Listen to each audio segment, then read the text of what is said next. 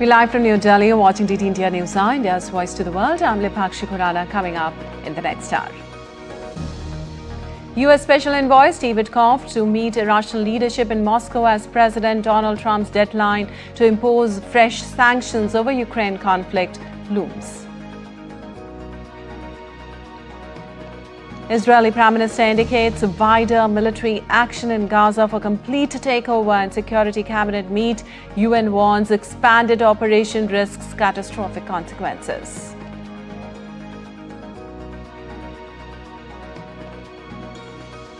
Prime Minister Narendra Modi to inaugurate Kartvya Bhavan in New Delhi. The state-of-the-art complex will bring ministries and departments under one roof, equipped with modern infrastructure.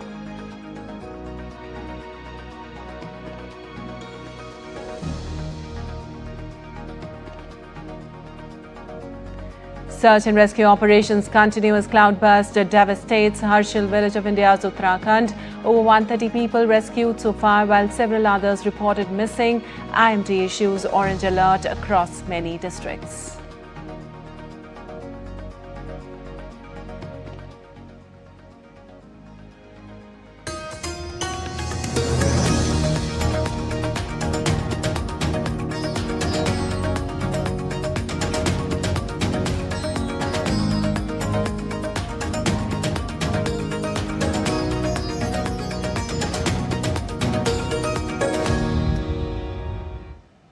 And on to the details now. U.S. Special Envoy Steve Witkoff is set to meet with Russian leadership in Moscow on Wednesday ahead of President Donald Trump's deadline to impose fresh sanctions on Russia for its ongoing conflict in Ukraine. Trump has given Russia until Friday to halt its offensive or face new penalties. The move would aim to stifle Russian exports but would risk a significant international disruption. The visit comes after Trump said that 2 nuclear submarines he deployed following an online row with former Russian President Dmitry Medvedev were now in the region. Clearly, the president's not happy with Mr. Putin and Russia, but he remains committed to diplomatic solutions. I would say that we've also seen a remark, perhaps a reflection of possible secondary sanctions regarding the sale of oil, people who are countries that are buying Russian oil. And that has been openly discussed by the president. But when it comes to things that are decided, we would wait for the president to say that. Whereas Trump said on Tuesday that he would await the outcome of the Moscow talks before moving forward with any economic retaliation.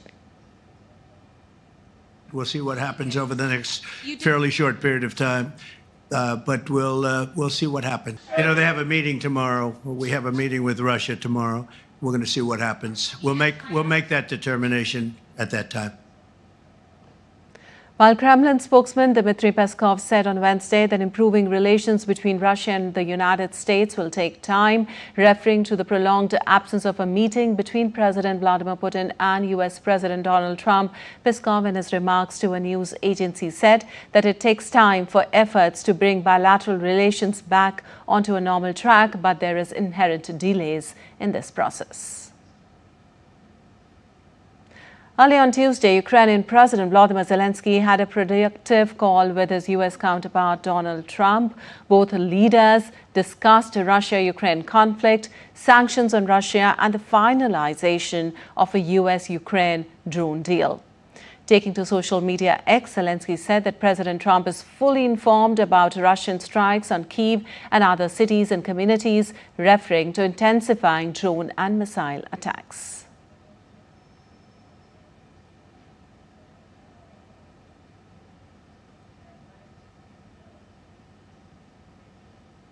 And for more on this, we have Akshay Dongre joining us. Well, Akshay, given the high-stake nature of this visit and the looming sanctions deadline especially, and U.S. saying Trump remains committed to diplomatic solution also, what strategic leverage does the U.S. hold in these negotiations and what can we expect from the talks? Well, as far as strategic leverage is concerned, then clearly economy being the biggest weapon of Donald Trump, with its market being vast. A lot of consumers, so a lot of consumption of goods as well. And that's what Donald Trump is, that's all the bargaining chips that he has, the economy and the large market. And now, we have seen that the kind of tariffs that he has been talking about because the wealthy consumers of the US can buy stuff from outside, and the government can also do trade deals with other countries. But the problem, you have to realize that they will not remain rich for a very long if you severe ties with all the countries, implement tariffs, and then push the entire economy into a doldrum. So that's the situation. However, if you look at the situation that's prevailing right now, then clearly Steve Witkoff going to Russia is also Donald Trump's last-ditch effort to have a backdoor diplomacy. On the face of it, he has been, making a lot of tall claims. He has been, he cut the tariff deadline given to Russia by half. It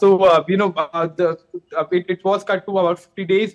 The deadline expires on 8th of August. So just ahead of the expiration of the deadline, it's clear that Donald Trump wants to make just last appeal that, on the face of it, while the bravado remains, but still he wants to do a deal with Russia. It was his major pitch, even during elections, that he will make peace between Russia and Ukraine, and he will also, establish trade links with Russia, because even US realizes that, if Russia becomes a trade partner with the kind of rare minerals it has, Right. US can become unstoppable.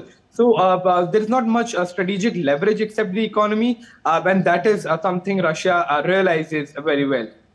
All right, Akshay. Also, how might the outcome of these Moscow talks affect not just U.S. but U.S.-Russia relations, but also Ukraine's security calculus, if you talk about, especially in the light of President Zelensky's recent statements and the pending U.S.-Ukraine drone deal?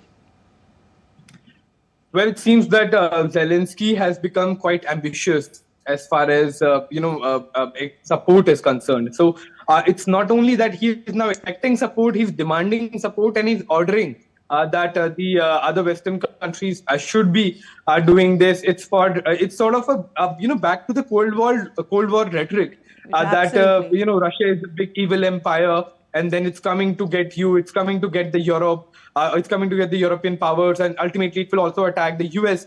So we are, the first one in the line. We are at the front line, so we are suffering. That's not the case. It's a historic, conflict that's taking place between Russia and Ukraine. It had nothing to do with the fear mongering that now even Ukrainian leadership has started to do with the expectations that it will gather the country more support, while the country remains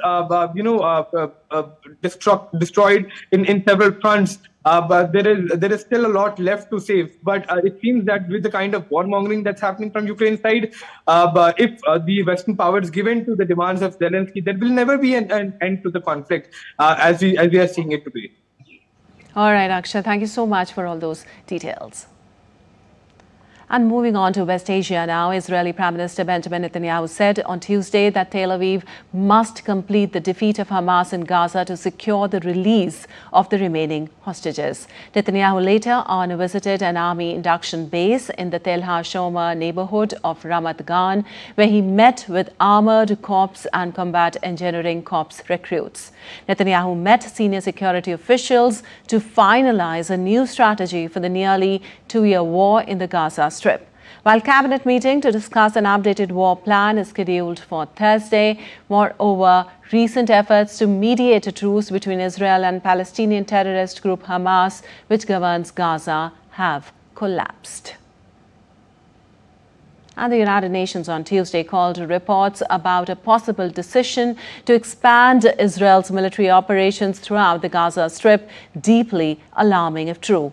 UN Assistant Secretary General Miroslav Jenka told a UN Security Council meeting on the situation in Gaza that such a move would risk catastrophic consequences and could further endanger the lives of the remaining hostages in Gaza. China's deputy UN representative also expressed great concern and called for a ceasefire while urging countries with influence to take concrete steps to help bring one about. Three group of 7 countries, France, Canada and Britain, have announced plans to recognize Palestinian statehood in September at the UN General Assembly. And the brother of Israeli hostage, Evitar David, told the Security Council to use the leverage to secure the immediate unconditional release of remaining hostages and to ensure humanitarian aid reaches them.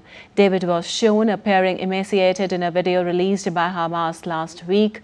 Showing the video of his brother, he said his brother is a living skeleton, barely the strength to move or speak, his voice barely recognizable. The last video also exposed another horrifying truth. As my younger brother, a living skeleton, was forced to speak and dig his future grave, you can see the chubby and well-fed hand of Hamas terrorists enter into the frame. We must ensure that all hostages are being released immediately and unconditionally. We don't have more time. They don't have more time. And every minute counts. Well, during a visit to Latvia, Israeli President Isaac Herzog called on the international community to present a unanimous, tough position not to talk to Hamas until they release the hostages held in Gaza. I call upon the international community from Riga for a change. How about presenting a unanimous, tough position, including Europe, and saying to Hamas and its allies, we're not talking to you until you release the hostages. Meanwhile, U.S. President Donald Trump declined to say whether he supported or opposed a potential military takeover of Gaza by Israel. Israel is going to help us with that in terms of distribution and also money. We also have the Arab states are going to help us with that in terms of the money and possibly distribution. So that's what I'm focused on. As far as the rest of it, I really can't say. That's going to be pretty much up to Israel. While recent footage of weak and emaciated captives has sparked outrage in Israel, protesters blocked one of the main highways in Tel Aviv on Tuesday as they called for a hostage deal. According to Israeli officials, 50 hostages now remain in Gaza, only 20 of whom are believed to be alive. Hamas thus far has barred humanitarian organizations from having any kind of access to the hostages, and families have little or no details of their conditions. Despite intense international pressure for a ceasefire to ease the hunger and appalling conditions for both hostages and besieged enclave, efforts to mediate a truce between Israel and Palestinian terrorist group Hamas have collapsed. While U.S. President Donald Trump is expected to host Armenian and Azerbaijani leaders for peace talks at the White House on Friday. As per a U.S. official, a potential framework for a peace agreement may be announced. The talks follow decades of conflict over Nagorno-Karabakh and Azerbaijani region, with a majority ethnic Armenian population that broke away in the 1980s with Armenia's support. Azerbaijan reclaimed it in 2023, displacing 100,000 ethnic Armenians. Despite a draft peace agreement in March, progress has been slow. The leaders last met in July in Abu Dhabi, aiming to resolve the long-standing regional dispute. While the U.S. has initiated discussions with the Cook Islands to explore seabed minerals, the State Department announced on Tuesday. The talks focus on research for sustainable exploration and development of polymetallic nodules rich in cobalt, nickel and manganese, critical for green technologies. The Cook Islands, a 15-island nation between New Zealand and Hawaii with a population of 15,040 in 2021, has been advancing seabed exploration since issuing licenses in 2022. While Prime Minister Mark Brown emphasizes a science-based approach, environmental concerns persist. The U.S. collaboration aims to balance economic potential with environmental protection, leveraging the Cook Islands' vast mineral-rich exclusive economic zone. Well, Trump indicated on Tuesday that Vice President J.D. Vance is more likely the Republican nominee for 2028, marking his strongest endorsement yet. Speaking to reporters, Trump suggested Vance and Secretary of State Marco Rubio could form a future GOP ticket. While Trump holds a significant sway over the Republican base, he previously avoided endorsing a 2028 successor, calling Vance very capable in February. Vance, a 40-year-old former Marine, has been a key diplomat and policy advocate. Rubio, serving as both Secretary of State for National Security Advisor, has tackled complex foreign policy issues in the administration. And still to come in DD India News Hour. Outrage in Argentina as Milei's veto of disability protection sparks protest outside Congress. In a recycling push, Honduran town turns waste oil into dog food and soap.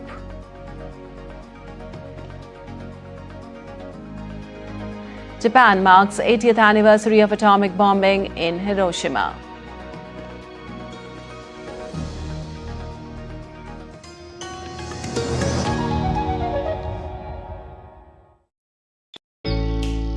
Jharkhand will mesmerize you with majestic nature, rich heritage and colorful culture. Hello.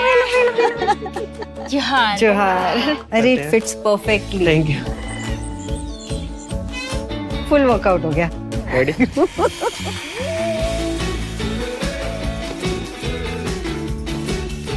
Postcards from Jharkhand on National Geographic.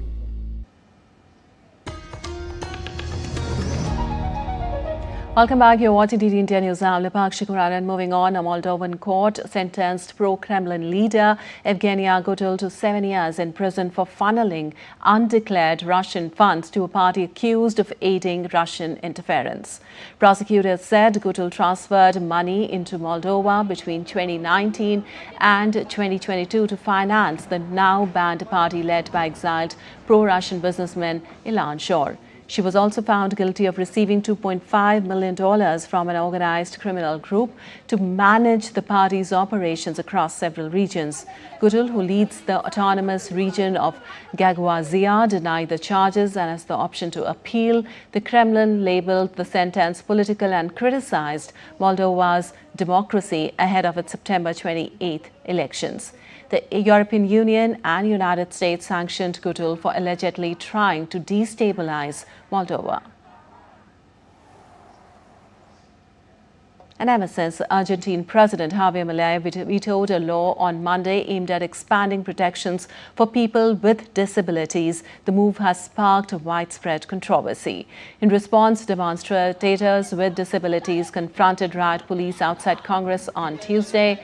Protesters demanded the reversal of Milei's veto on the disability legislation. The emotional scene included people on crutches and in wheelchairs pressing against police barricades. Banners read, "No more neglect, pass the law now and no to disability cuts." A puppet also carried a message against the veto. Since taking office in late 2023, Milei has consistently vetoed efforts to increase public spending. And national elections in Bangladesh are planned for February 2026. Chief advisor of the country's interim government, Professor Muhammad Yunus, announced the date for its upcoming parliamentary elections on Tuesday. He said that the interim government would formally ask the Chief Election Commissioner to hold the election before next Ramadan and pledged full support for a free and peaceful election, emphasizing the importance of women's enthusiastic participation. And Sri Lanka's parliament has voted to fire the country's police chief for misconduct and gross abuse of power in the island's first impeachment of an inspector general. The decision follows months of legal and political turmoil surrounding Deshabandhu Thenakun, who had been under suspension. Early in March this year, he had surrendered before the court in connection with the 2023 Veligama hotel shooting incident. The committee found that he had spearheaded the questionable illegal act of shooting at the W15 hotel in Veligama, where a local police unit opened fire on a team sent by Thenakun to intimidate the hotel's owner. The court had earlier issued an arrest warrant against him, citing his failure to comply with previous directives. And the Stanford University has laid off over 360 employees due to budget constraints linked to the Trump administration's federal funding policies. The Trump administration has threatened to cut federal funds for universities over pro-Palestinian protest, climate initiatives, transgender policies and diversity, equity and inclusion programs. The Californian University said in June it had made a $140 million reduction in the general funds budget for the upcoming year due to a challenging fiscal environment shaped in large parts of federal policy changes affecting higher education. Last week, the Trump administration froze more than $330 million in funding for the University of California, Los Angeles, after alleging the university failed to prevent a hostile environment for Jewish and Israeli students. Well, a medical transport plane crashed and caught fire near the Chinle airport in Arizona on Tuesday. Still images released by the Navajo Police Department showed the wreckage the plane after it crashed. The small dual-propeller aircraft was en route to pick up a patient from a nearby hospital. Police confirmed that all 4 individuals on board died in the crash. The cause of the crash is unknown at this time.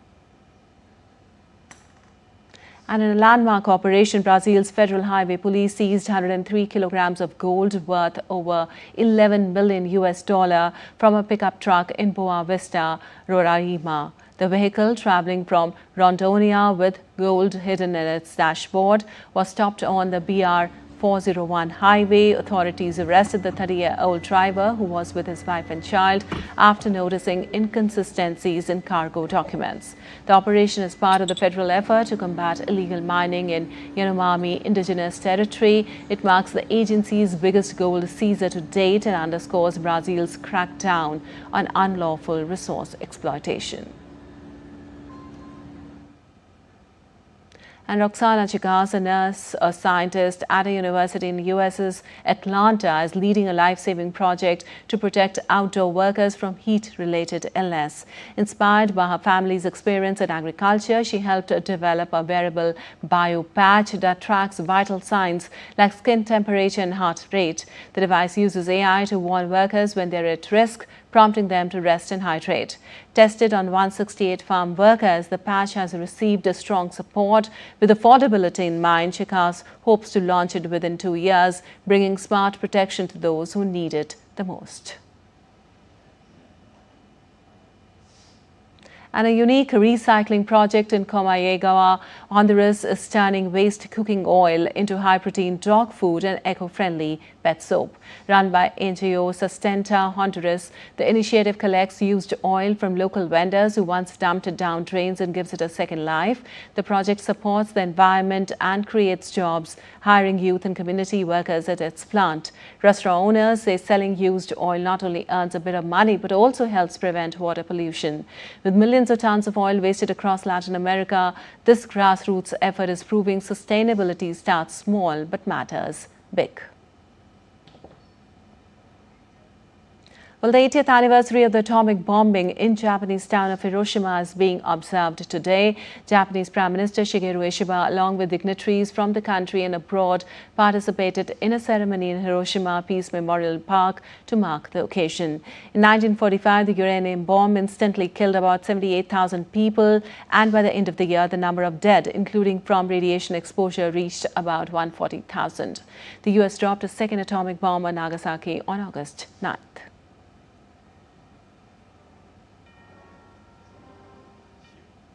Well, the peace activists in the western Japanese city of Hiroshima gathered along the banks of the Motosayasu River to mark the anniversary of Hiroshima bombing.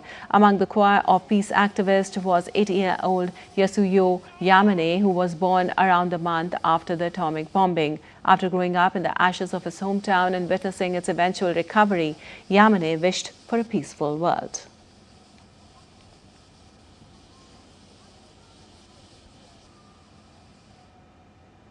Well, as we told you, on August 6, 1945, Hiroshima was transformed in a blinding flash, and the city's destiny was forever rewritten by the world's first atomic bomb. Our next report brings you more.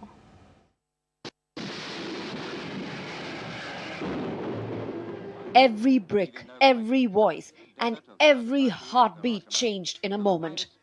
That act, unprecedented in its scale and suffering, remains, 80 years later, humanity's most haunting testament to the perils of scientific power when uncoupled from conscience.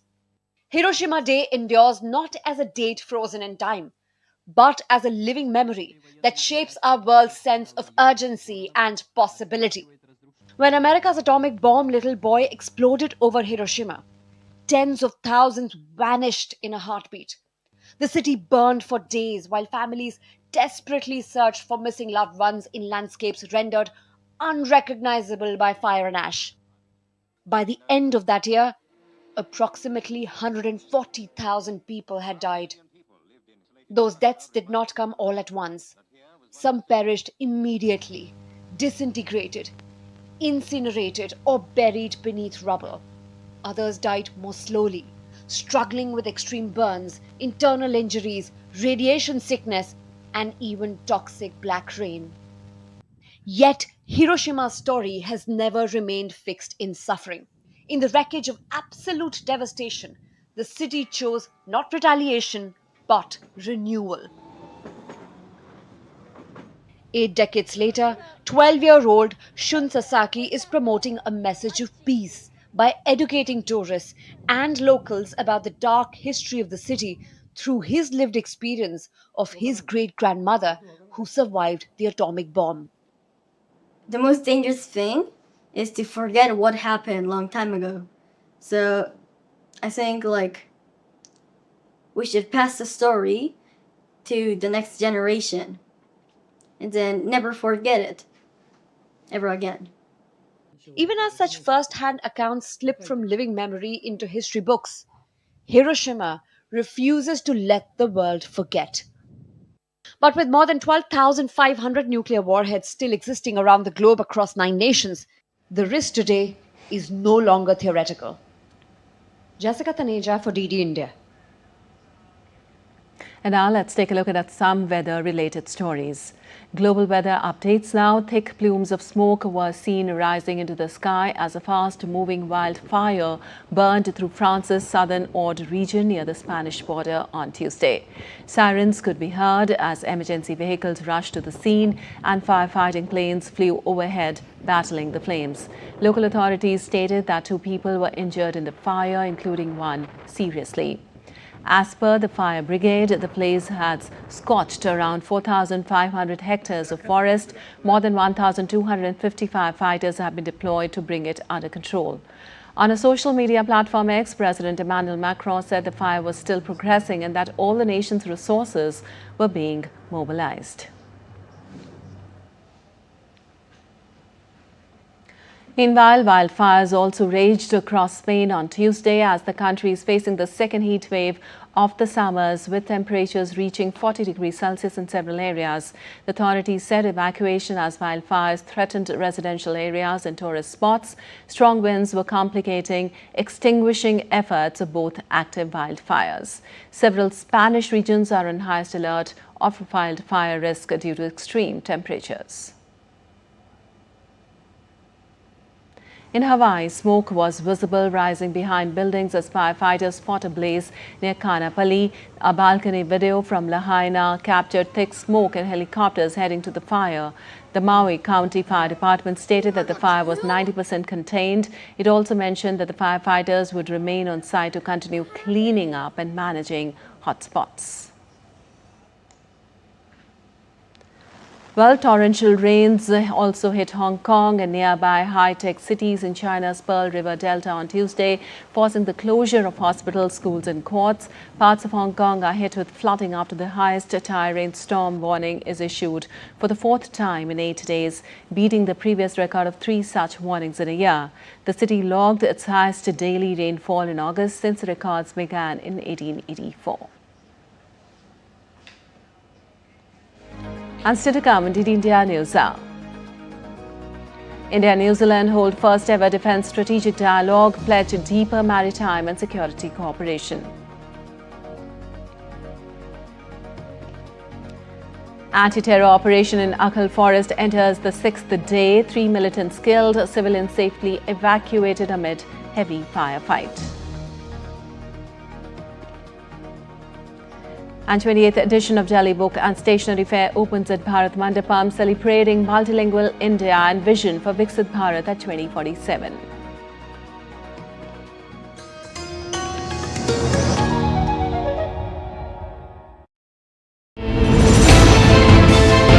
Geopolitics and trade deals. Economic challenges amid development. Hard work and the path to prosperity. It's the economy, always. Between walkers, money is what money does and says. Supply creates its own demand. Between the bulls pulls and bears tears. When supply chains globalization and India rises to the podium. We'll get you centered with the economic brief at 8 p.m. every Thursday on DD India.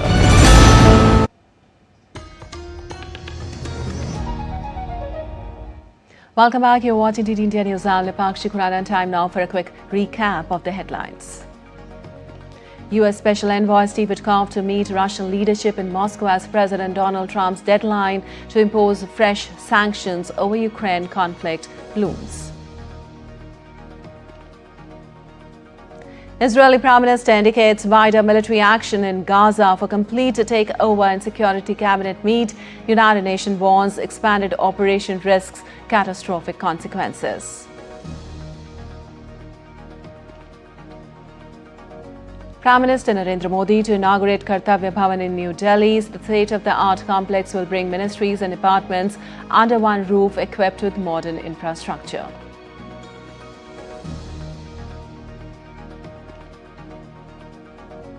Search and rescue operations continue as cloudburst devastates Harshal village of India's Uttarakhand. Over 130 people rescued so far, while several others reported missing. IMD issues orange alert across many districts.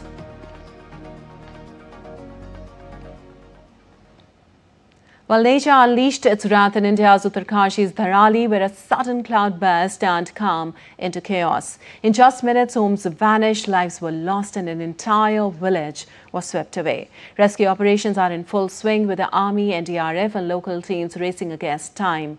With more rain on the radar, Dharali stands as a grim reminder of nature's unpredictable power and human resilience. DD India's Mihir Maikuri has more. Dramatic visuals from Dharali in Uttarkashi, Uttarakhand capture the sheer fury of nature in destruction mode. In a matter of minutes, a deadly cloudburst turned this once peaceful region into a zone of destruction and despair. It was on Tuesday afternoon when the skies over Dharali near Harsal unleashed a violent cloudburst. Within moments, a massive surge of water and debris came rushing down the mountainside, engulfing every sign of human existence. An entire village is reported to have been wiped out, with scores of residents still missing. Harsil के पास लगभग 3 kilometre के आगे एक 7 ताल है और 7 ताल से निकलती है क्षीर गंगा। उसमें काफी तेज पानी का बहाव मलबे के साथ आया है और इसने धराली मार्केट जो हमारी है उसको बुरी तरह से प्रभावित किया है। अभी इसमें कोई संदेह नहीं कि प्रॉपर्टीज डैमेज हुई हैं। Rescue and relief operations were launched immediately from local authorities to the Indian Army and to the National Disaster Response Force teams are working in a full-scale emergency response. बहुत तेज गति से मलबा आया है पानी के साथ। हमारा प्रयास है कि इस समय में सभी को जल्दी से जल्दी राहत के काम किए जाएं, बचाव के कार्य किए जाएं। जिला प्रशासन के लोग वहां पहुंच रहे हैं, साथ में हमारी सेना के लोग, एनडीआरएफ, एसडीआरएफ, आपदा प्रबंधन विभाग लगातार कोशिश कर रहा है कि हमारी सर्वोच्च प्राथमिकता है कि सभी को इस समय राहत की जाए, सभी को बचाया जाए। While many lives have been saved, tragically some could not be rescued in time. Taking to microblogging platform X, Prime Minister Narendra Modi expressed deep condolences for those affected by the cloudburst in Dharali. He also spoke to Chief Minister Dhami, assuring that the centre is closely monitoring the situation and providing all possible support. Meanwhile, members of parliament from Uttarakhand met Union Home Minister Amit Shah. The Home Minister also spoke with CM Dhami and posted an update on X stating that ITBP and NDRF teams have been rushed to the site and are actively involved in rescue efforts. With heavy rains continuing across the region, the Meteorological Department has issued a high alert for the next 24 hours. While rescue efforts are in full swing, the situation remains critical, depending much on how weather conditions unfold in the coming hours. Mihir Makri for DD India. And moving on, marking a major milestone in the government's commitment to the vision of modern, efficient and citizen-centric governance, Prime Minister Narendra Modi will inaugurate Kartvya Bhavan at Kartvya Path in New Delhi today. Kartvya Bhavan 03, which is being inaugurated, is part of the broader transformation of the Central Vista, the 3.2-kilometer stretch in New Delhi that houses the nation's most important buildings, including the Parliament House, Rashtrapati Bhavan and government offices. The Central Visa Development Minister plan is a transformative blueprint to elevate administrative efficiency by crafting purpose-driven, state-of-the-art office spaces for governance.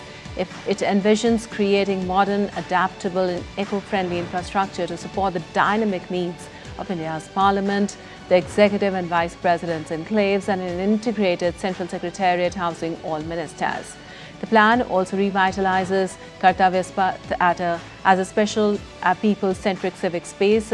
Beyond streamlining governance, the initiative places a strong emphasis on environmental sustainability, encouraging the use of public transport, prioritizing pedestrian access and expanding green cover across the redeveloped zones. These efforts aim to reduce carbon footprints while shaping a future-ready administrative core for the nation.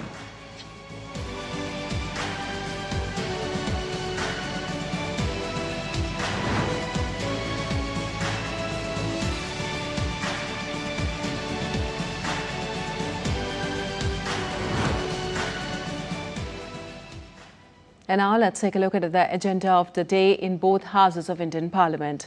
India's Sports Minister Dr. Mansukh Mandavia will move the National Sports Governance Bill 2025 and the National Anti-Doping Bill 2025 in the lower house of the Parliament for consideration and passing.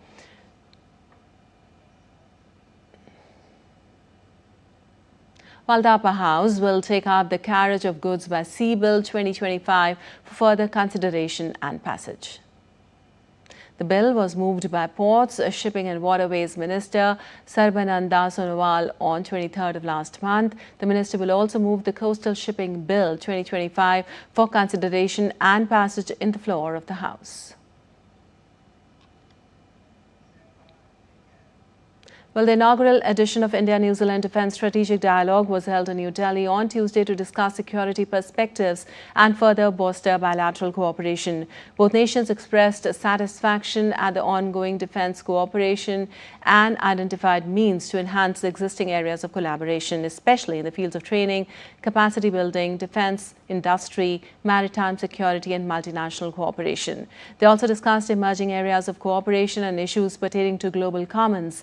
The Indian side complimented New Zealand for its successful command of CTA 150, in which 5 Indian Navy personnel were also deputed as staff. India-New Zealand bilateral ties gained momentum with the visit of the President of India to New Zealand in August 2024 and a bilateral meeting between the Prime Ministers in March 2025.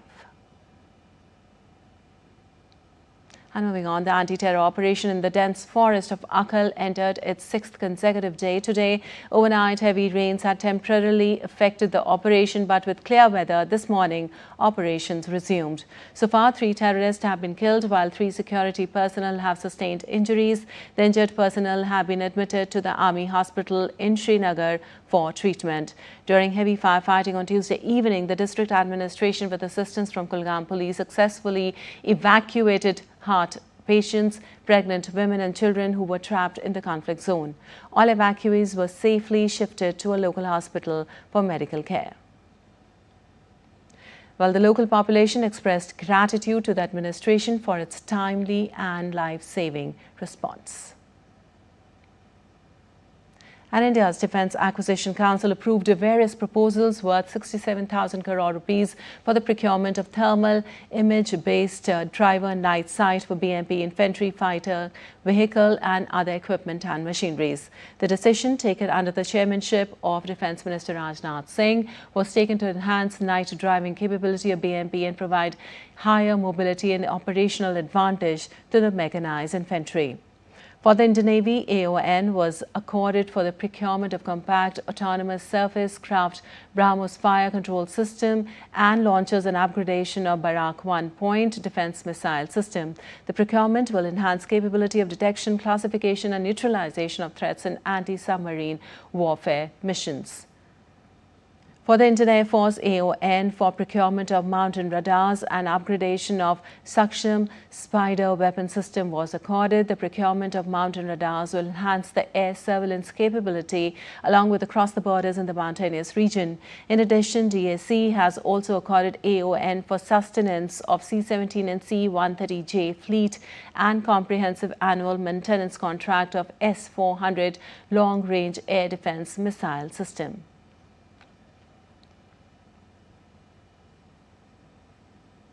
And Chief of Defence Staff General Anil Chauhan has emphasized the need to adapt swiftly to disruptive technologies, rethink legacy structures and prioritize synergy across the three services to tackle the challenges emanating from the constantly evolving nature of warfare. Delivering the keynote at the inaugural annual Trident Lecture series organized with the Centre for Joint Warfare Studies, the CDS underscored the importance of technological convergence and integrated operations to ensure national security in today's times. Emphasizing Atmanirbharata in defense, he added that reliance on external supply chains could become a vulnerability. And the 29th edition of the Delhi Book Fair and the 25th Stationery Fair will begin from today at Bharat Mandapam, New Delhi. Organized by India Trade Promotion Organization, the 5-day fair is inspired by the great vision of the Prime Minister Modi towards Viksit Bharat at 2047 and making India a knowledge economy. The theme of the fair is Books and Publishers, the Future of Multilingual India. Delhi Book Fair is playing a pivotal role in reiterating the might of the pen and the printed world and has come to be recognized as the biggest book bonanza.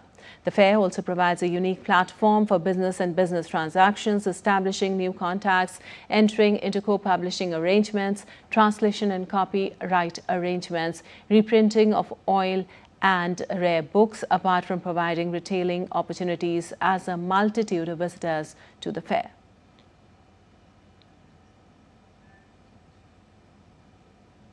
And now let's take a look at other stories making news today.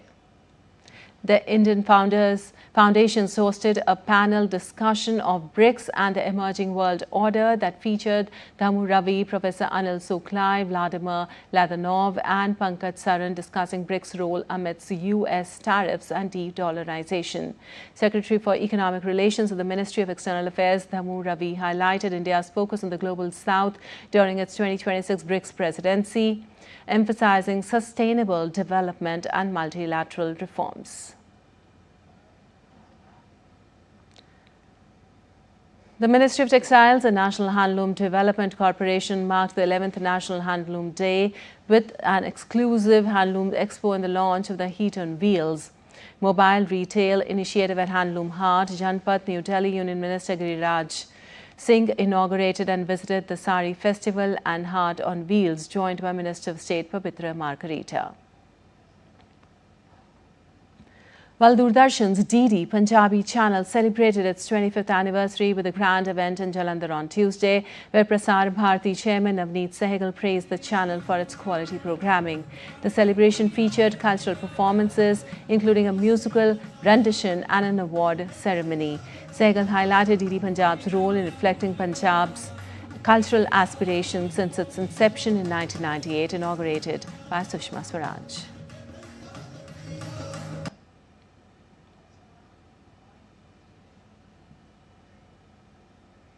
And on August 5th, a massive crowd of devotees and a public participated in the Thuya Panimaya Matha Church Festival in Tamil Nadu, hosted by the Panimaya Matha Cathedral. The culmination of the festival on August 5th included a special mass lute led by the Thoothukudi Catholic Diocese Bishop Stephen Anthony with over 50 priests and thousands of people in attendance. The main highlight of the festival was a procession of the image of Our Lady of Snow in the evening. And still to come on DT India News Hour. The Reserve Bank of India will announce the next bi-monthly policy rate today. Trump denies knowledge of US imports from Russia amid India's claims on chemicals and nuclear materials. And England head coach Brendan McCullum admits India observed to win the fifth and final test at the Oval as the visitors played better cricket in the closing stages.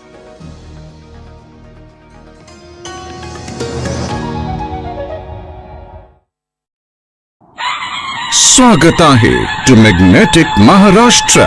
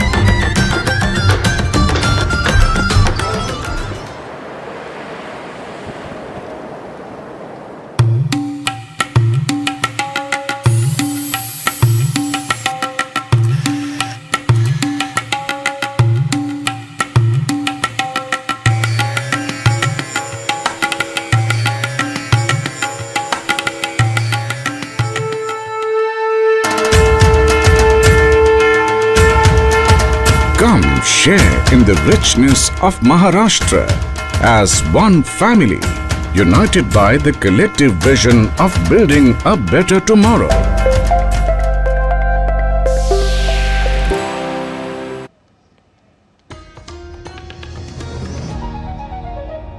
Welcome back. You're watching DT India News Now. Lipakshi Khurana on to some business news now. The Reserve Bank of India will announce the next bi-monthly policy rate on Wednesday. The RBI Governor Sanjay Malhotra headed rate-setting panel on Monday started the three-day deliberations to decide the next bi-monthly monetary policy. Since February, the Reserve Bank has cut the benchmark repo rate by 100 basis points in 3 steps, bringing it to 5.5%.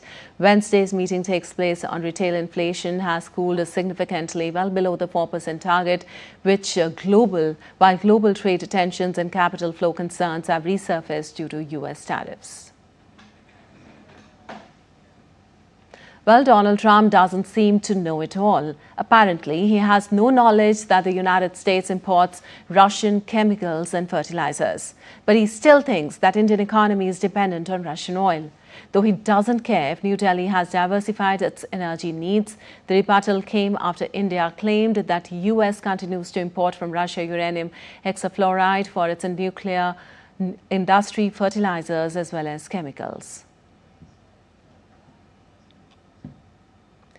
Says that the US imports Russian uranium, chemicals, fertilizers while criticizing their energy imports. Your response to that, sir? I don't know anything about it. I'd have to check, but we'll get back to you on that. Meanwhile, Trump hints at potential 250% tariffs on imported pharmaceuticals and new duties on semiconductors sets to be unveiled soon, escalating global trade tensions. Starting on Thursday, tariffs will hit the EU, Taiwan and other following Brazilian product duties on Wednesday. Swiss officials are in Washington to negotiate exemptions as pharmaceuticals dominate their U.S. exports. The aggressive trade policy, including 50% steel and aluminium duties, aims to boost U.S. manufacturing but risks inflation and economic slowdown. A weak employment data signals caution. For Fed governor, I'll be making that decision before the end of the week, and we'll either decide on one for permanence or the 4-month period, the term. There's a term of about a number of months. We have a couple of candidates. I mean, everybody wants it, okay? It's not a couple, but we've narrowed it to a couple of candidates. And we've also, we're looking at the Fed chair, and that's down to 4 people right now. Very good. Well, I can tell you, because I've already said this. While South Korea's industry minister announced on Wednesday that further talks with the U.S. are needed to finalize the timeline for reducing the 25% tariff on South Korean car exports. This follows Trump's statement last week that the U.S. would lower tariffs on South Korean imports, including autos, to 15% as part of a deal to key Asian ally and top 10 trading partner. The discussions aim to clarify the implementation schedule, balancing economic ties with U.S. trade policies. South Korea seeks to encourage favorable terms to support its vital automotive industry.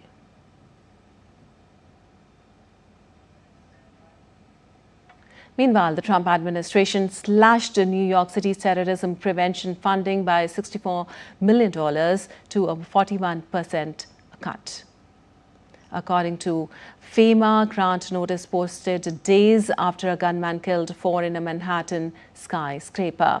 The Urban Area Security Initiative, designed to prevent attacks, faces criticism as New York officials argue the cut is unjustified amid rising threats. Homeland Security defends the decision, claiming unspent prior funds. Governor Kathy Hochul questioned the delay in funding announcements. FEMA's risk-based allocation considers visitor counts and population density, but the drastic reduction threatens programs like the NYPD's domain awareness system.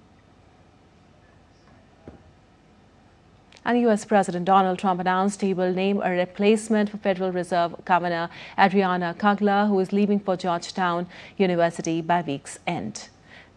Trump also narrowed potential replacements for Fed Chair Jerome Powell to 4, including Kevin Hassett, Kevin Bosch, and likely Christopher Waller. Kugler's exit requires Trump an opportunity to appoint someone who could influence Fed policy and potentially succeed Powell in May. Trump's nominee requires Senate confirmation. Meanwhile, Trump's firing of BLS Commissioner Erica McAntonoff over alleged data manipulation has raised concerns about government data integrity, amplifying scrutiny on the upcoming Fed and BLS appointments. For Fed governor, I'll be making that decision before the end of the week, and we'll either decide on one for permanence or the 4-month period, the term. There's a term of about a number of months. We have a couple of candidates. I mean, everybody wants it, okay? It's not a couple, but we've narrowed it to a couple of candidates. And we've also, we're looking at the Fed chair, and that's down to 4 people right now. Very good. Well, I can tell you, because I've already said this. While ESPN, owned by Walt Disney, has acquired the NFL Network and other media assets from the National Football League in exchange for a 10% stake in ESPN pending regulatory approval. The deal includes NFL fantasy and distribution rights for NFL Red Zone. This bolsters ESPN's upcoming $29.99 per month streaming service launching soon, which will feature NFL, NBA, MLB, and more. The NFL retains ownership of NFL Films and NFL Plus. The agreement aims to enhance NFL content delivery, combining ESPN's reach with NFL's assets, creating a premier football destination, as stated by Disney CEO Robert Iger and NFL Commissioner Roger Goodell.